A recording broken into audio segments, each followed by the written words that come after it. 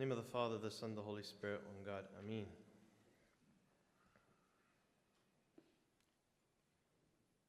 Each and every day, as we take steps closer to God, one is reminded how far still He is, at least for me. And there is a statement that St. Paul said of himself that boggles me every time I read it or come upon it or meditate on it, which is when he called himself the chief of sinners. The chief of sinners. And if St. Paul, who went around the whole world, who was shipwrecked, beaten, stoned for Christ, whipped, imprisoned, many times came close to death, many sleepless nights, many times he was fasting, he had no food, many times he slept out in the cold. For St. Paul to say that statement, it reminds me still how far I am. If he called himself the chief of sinners, who am I? And so, before I say anything today, I'm standing before you telling you I don't deserve to be here.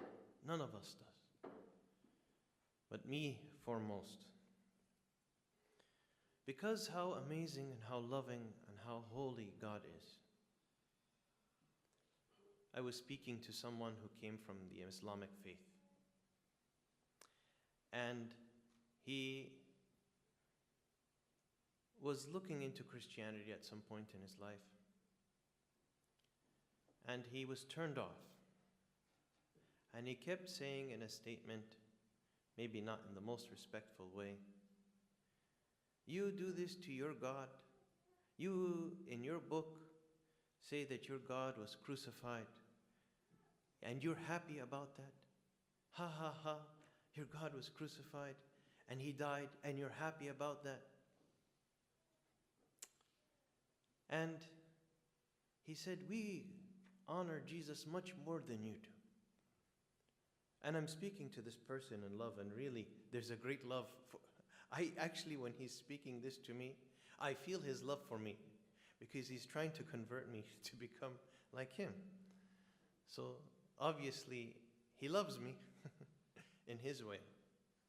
So, we've been talking back and forth for a couple of years now. And it doesn't make sense. I had to come to the point to tell him, you know, you're right. God, to leave heaven,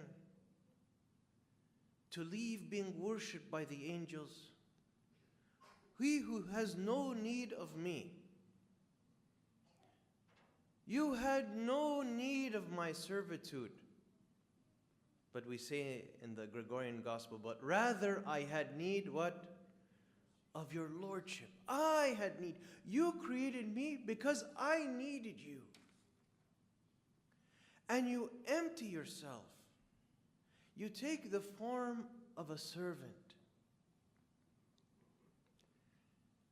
and live the most miserable life. I am so sorry. There is no life more miserable one lived than Christ. Not only for the circumstances he faced. From the very beginning of his birth, from the second he came onto this earth, born into the world, his life being sought after, being born in a barn, out of all places. I don't know if you've ever smelled a barn, but it's one of the most disgusting ever aromas. Maybe I shared this with you before, but many years ago there was a big chicken farm along the 605 freeway, heading from like the Downey area down towards north. 605 north, if you head towards like the 60 and the 210, there was a big chicken farm. And I remember when my parents were driving As we're approaching the chicken farm, my sister and I would race to roll up our windows because the smell of the chickens, it was so bad. Or if you drive through Norco, right, today, if you drive through Norco, what do you smell? Something, just approaching the city, let alone being in the middle of it. And that's where Jesus was born. That's the place he chose, the first place he chose to lay his head. Why? To tell you and I how much he loves us. What he was willing to go through from day one to the last breath that he took, how he suffered for you and I. That he was willing to take on even more if his body would have allowed it. Until the very end, he said, what? It is finished. I couldn't do any more for you. And we, what do? I don't feel like coming early on Sunday. Church, say the same thing over and over again.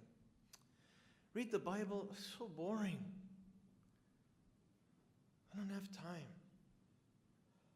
I have so many other things to do. And we put it off. And we give him from our spare time as if we're doing something good for God. Okay, fine, I'll do this for you, God. And you know what he does? He says, I appreciate that. Any second you spend with me is so precious to me. And I told him, you're right.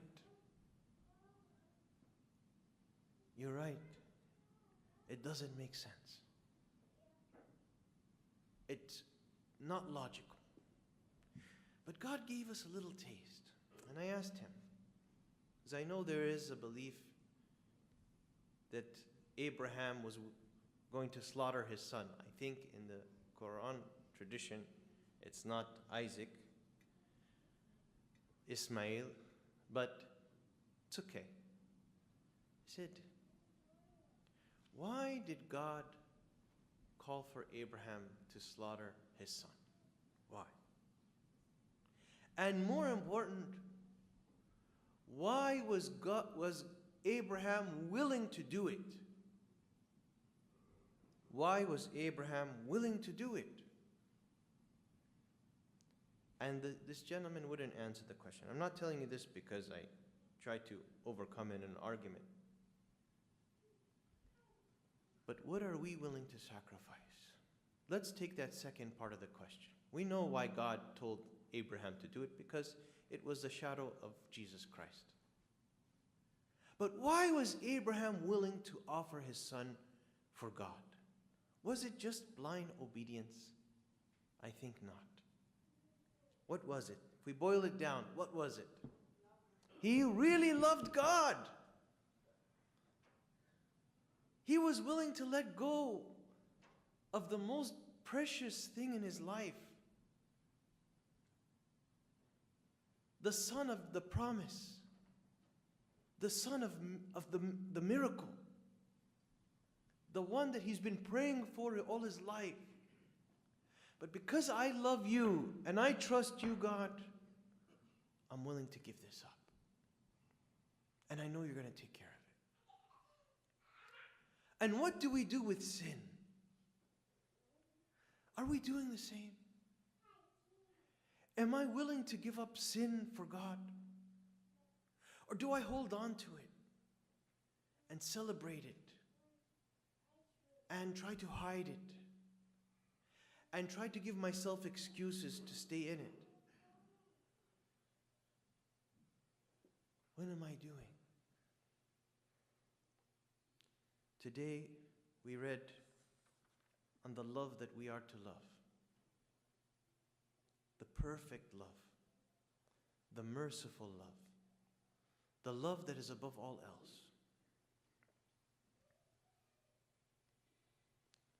If you love those who love you, what is that? It's nothing. It's so easy to love those who love you. But to love those who hate you, that's real God's love. That's the love God is calling us to.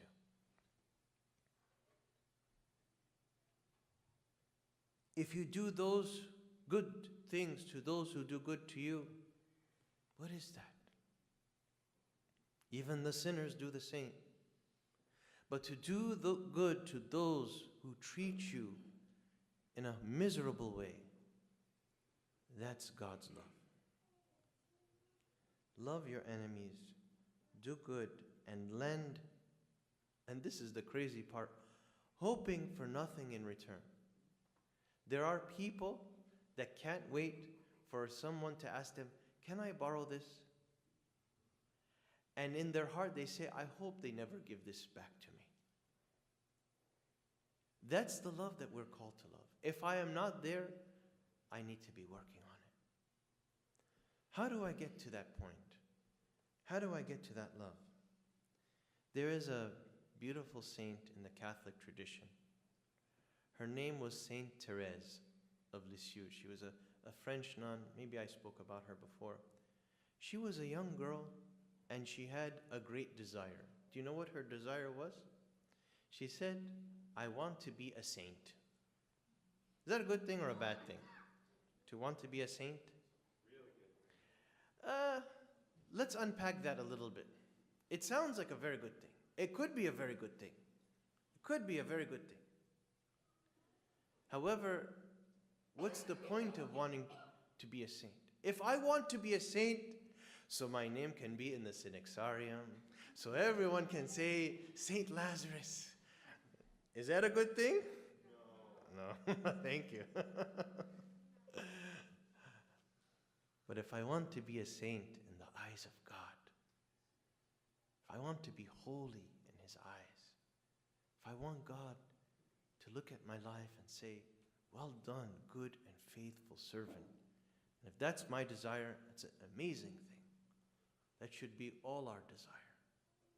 She wanted to be a saint. So she began to conjure up ways how to become a saint. So she started to say, God, I want to be martyred. I want to die for you, O Lord, die in your name.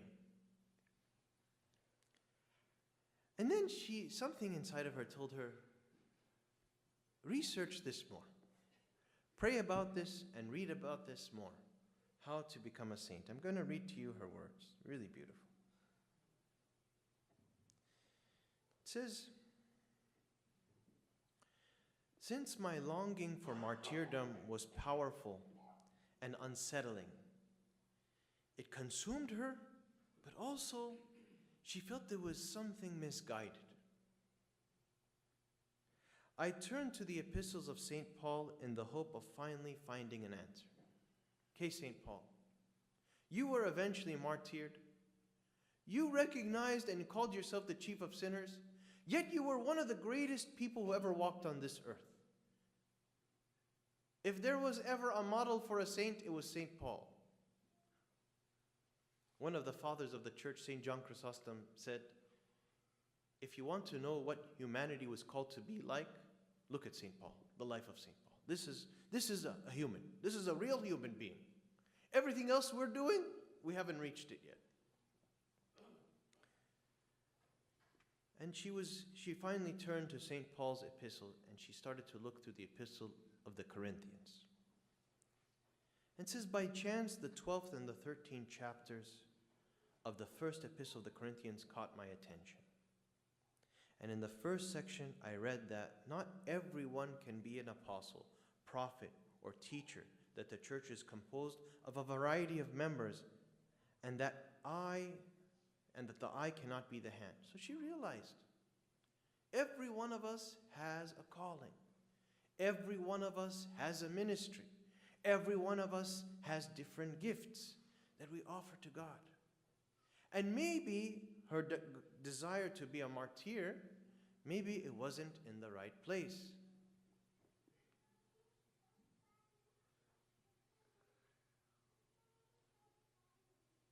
Sure. Maybe it wasn't in the right place. Maybe her desire to be something that God is not calling her to. Even with such an answer revealed before me, I was not satisfied and did not find peace. She was still looking. So I persevered in the reading and did not let my mind wander until I found this encouraging theme. Let's stop there for a second. Sometimes we seek answers from God. Sometimes I say, okay, God, whatever you tell me in the Bible, I will do. And we look and it says what? Judas went and hung himself. Okay, obviously that's not what God is telling you to do. That's not how we should be reading. We have to search diligently. Do you know what it described Elijah as? Elijah, of course, one of the most holy people that walked on this earth. One of only two people that what? God what? Took to heaven without dying. One of only two people ever. So, it said in the epistle of St. James, you know Elijah, when he prayed, it stopped what?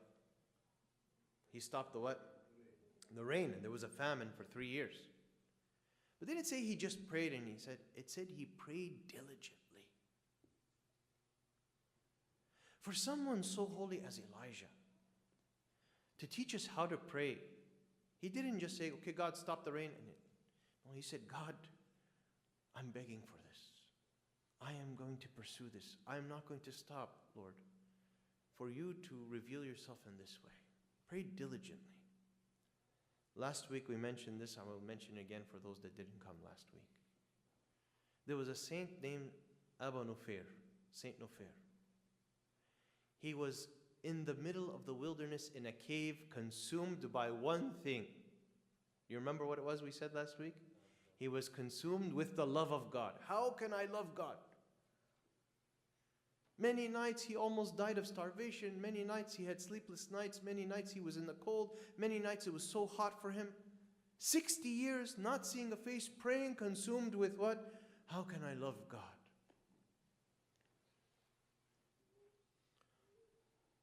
These saints, to reach the level that they reached, they had to strive. They had to be persistent. They had to fight. And many times it was so bitter that they said they can't do anymore. I read a beautiful statement. I shared it in the WhatsApp group. It said that we as Christians are called to push and fight to the limits until we feel we cannot do anymore and that's it.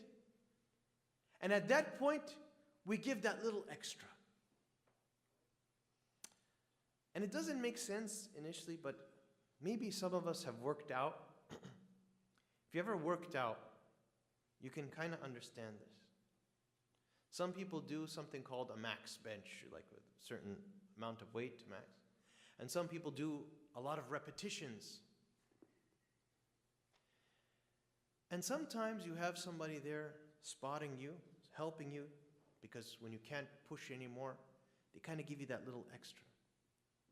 I remember when I used to work out, I stopped a while ago, haven't had time. That's my excuse, and I'll stick to it. I used to try to do this, and I would have somebody spotting me in the back, and they'll say, push, push, push, push, push, push, push, push. And I get one, and I feel like I can't do anymore. And then the good person who's standing by, the good one who's pushing you, they'll tell you what? Give me one more.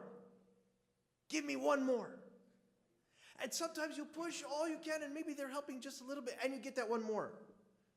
And if they really know you, they'll say what? Give me another one. And then you push and you say, I can't do it anymore. And you try, and maybe even sometimes you'll fall, and they'll help you up. But that's what we as Christians need to be doing in our spiritual life. Keep pushing till we feel like we can't do anymore, and give that little extra. So Saint Therese came across 1 Corinthians. And she said this. When I persevered in the reading and did not let my mind wander. Are we doing this when we read the Bible? Persevere, push yourself in the reading, and don't let your mind wander until I found this encouraging theme. Now she found her answer. You know what her answer was? Set your desires on the greater gifts. God's telling you, seek higher. Don't seek for the lowly things. God, I really want this car. God, please let us buy this house. That's good. It's okay. It's not wrong. He said, set your mind on things greater. And I will show you the way which surpasses all others. You guys know the way? What is the way that surpasses all others? What's the greatest gift to seek for? Love. Love.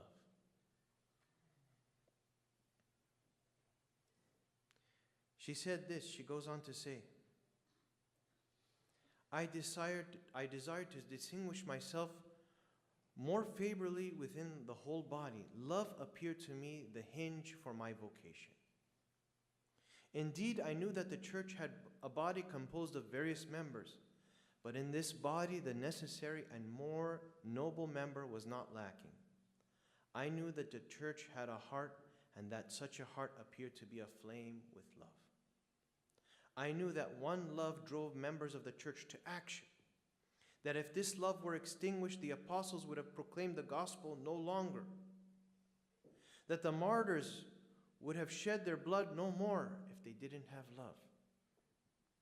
I saw and I realized that love sets off the bounds of all vocations. Her desire was how she will get to this path of sainthood and holiness, but she realized what she was missing. The thing that would set her off is what? Is what? Is love. Is love. And then, nearly ecstatic with this supreme joy in my soul, I proclaimed, O Jesus, my love, at last I have found my calling. My call is love. All our call is love. If I love in truth, God will set your path aright. If your desire is to love God with all your heart, soul, mind, and strength, fear not, because He's going to show you how to do that. The road is not easy. The road is difficult. She ended up passing in a tragic way with a sickness at a very young age. But she did reach the path of sainthood because what? Because she loved truly. As we read the gospel, as we put our effort in getting to know God more and more each and every day, let this desire consume you, the love of God. May the Lord give us the grace, the heart to love Him, to be devoted, and to not diminish in our commitment to Him. Glory be to the Father, and to the Son, and to the Holy Spirit, now and forever, and to the age of all ages. Amen.